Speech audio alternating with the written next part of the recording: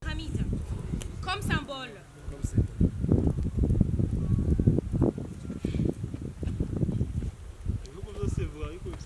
amazi yose ava ngaha Rwanda rwayo muri Rwanda Ndabona ngo Emery.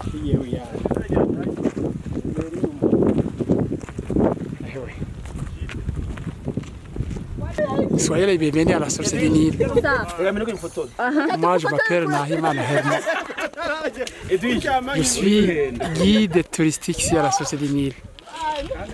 Avant de vous raconter l'histoire de la source du Nil et la pyramide, permettez-moi qu'on s'oriente tout d'abord. Nous sommes au sud-est du pays. Nous sommes à 115 km de la capitale Bujumbura. Nous sommes dans la province qu'on appelle Bururi, en commune de Rutovu, sur le mont qu'on appelle Gikizi. Le mont Gikizi est parmi les plus hautes montagnes du Burundi. Nous sommes à une altitude de 2100 mètres. C'est là, le plus haut sommet du mont Gikizi, c'est celui-là. 2100 mètres d'altitude. Nous sommes également sur la crête Congo-Nil. Ça veut dire la crête qui sépare deux bassins, le bassin du Nil et le bassin du Congo. Voilà, au nord de la crête ici, c'est le bassin du Nil. Au sud, ici, c'est le bassin du Congo. Cela veut dire que toutes les rivières, ces affluents, au sud de cette crête se jettent d'abord dans le lac Tanganyika, le fleuve Congo, pour se déverser dans l'océan Atlantique. Tandis que l'eau qui s'en vers le nord va à la Méditerranée. La crête constitue alors la ligne de partage des eaux. Cette ligne de crête vient d'où?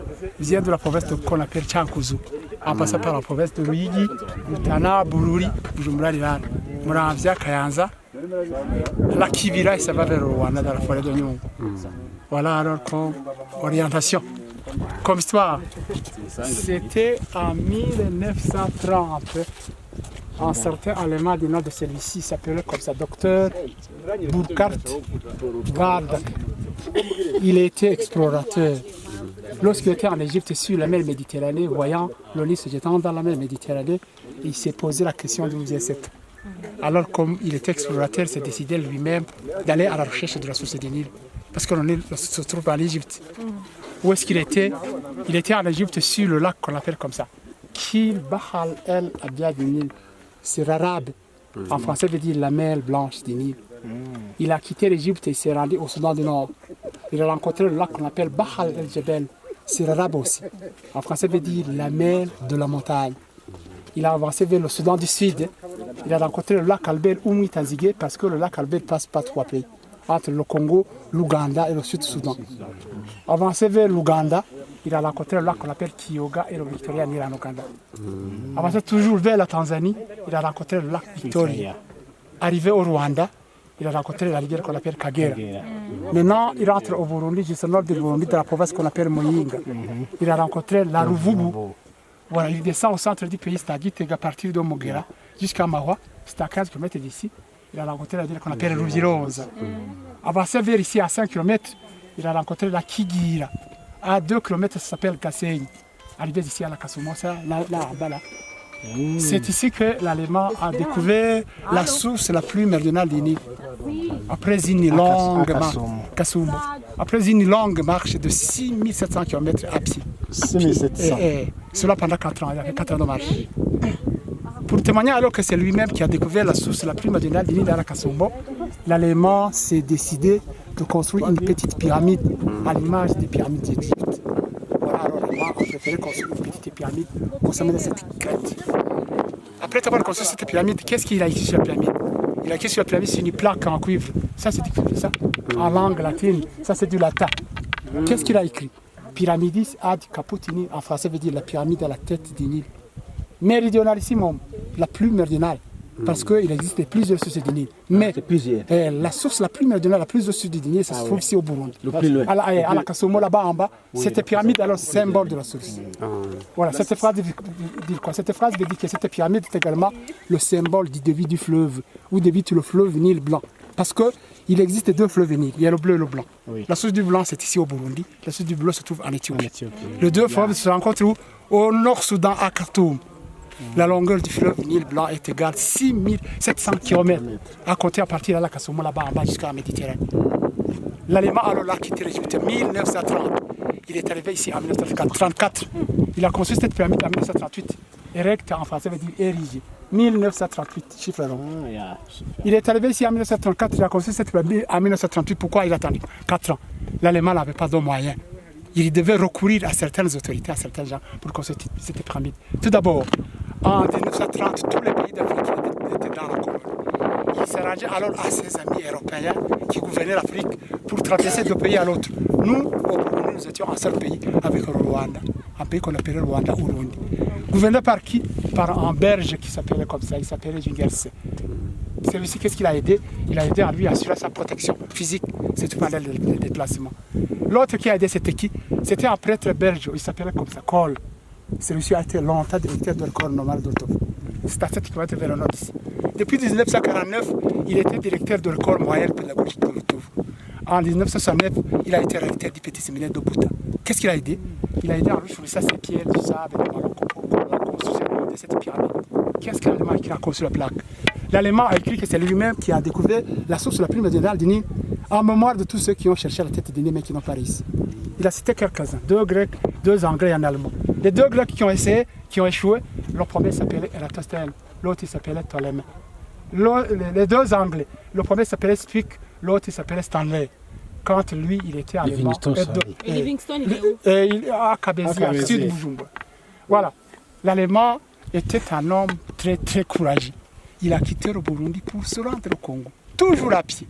Il se rendait plus précisément au Katanga. C'était à plus de 1500 km d'ici. Mais pour le moment, il a été accompagné par certains Burundais des environs, dont un chef parmi eux est appelé Nivianon, qui était chef d'une équipe de 16 personnes qui ont accompagné l'Allemand vers le Congo. Qu'est-ce qu'il avait fait? Il allait demander l'aide de matériel à ses amis allemands qui travaillaient dans une société qu'on appelait Géomine, un projet de changement de nom vers Gécamine, en lui fournissant alors 5 sacs de ciment et en lui fabriquant cette plaque sur laquelle est écrite l'histoire du parcours linéaire. Chose encore étonnante, la plaque que vous voyez ici, elle est fabriquée dans une matière très lourde, le cuivre. Elle pèse plus de 50 kilos. C'est vrai. Mais elle a été emportée sur la tête de nos grands-pères depuis Katanga jusqu'ici, avec les 5 sacs de ciment. À 1500. À 1500. Ils ont passé plus d'une année en route. Alors, pourquoi l'histoire est écrite en latin? L'Allemand, lorsqu'il est arrivé ici en 1934, il avait amené une tente. Il vivait dans une tente. C'était alors par après que la tente a été déchirée. On a construit une petite maison en paille, construite à partir de matériaux locaux. C'était alors par après que l'Allemand a été attrapé par une maladie qu'il ne connaissait pas. Une maladie de chic. Imbunja.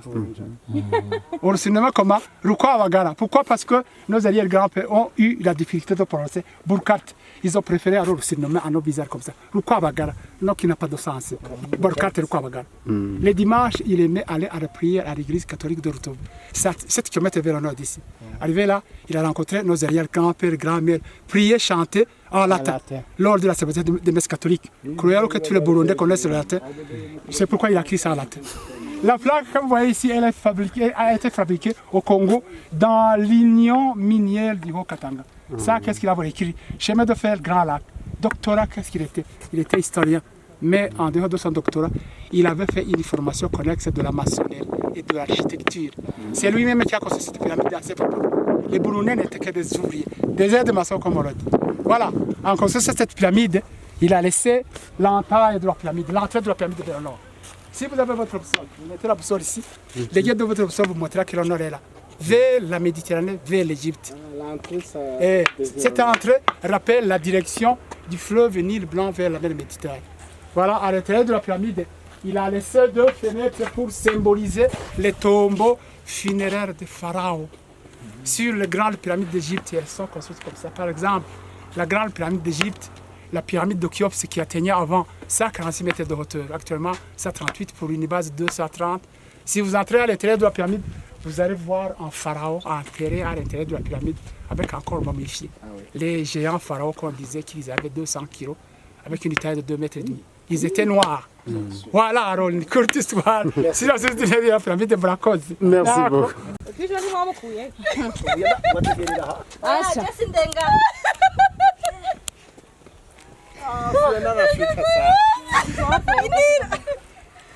Et puis c'est l'intérêt. huyu.